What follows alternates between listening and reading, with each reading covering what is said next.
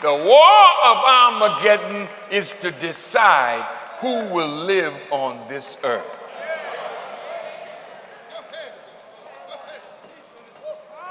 You can't live on an earth that was made for the righteous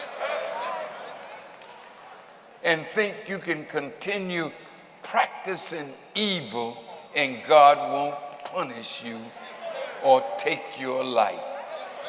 And I am telling you, brothers and sisters, God don't want to hurt you.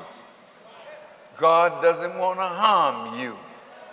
But God will chastise you in a way that you will know God is after you.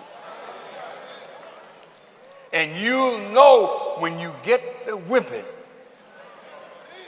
that you can't sleep at night. And you wish the night would end and the day would come, but he's going to be whipping you. Not that he hates you. It's because he loves you. He does not want you to go down with Satan.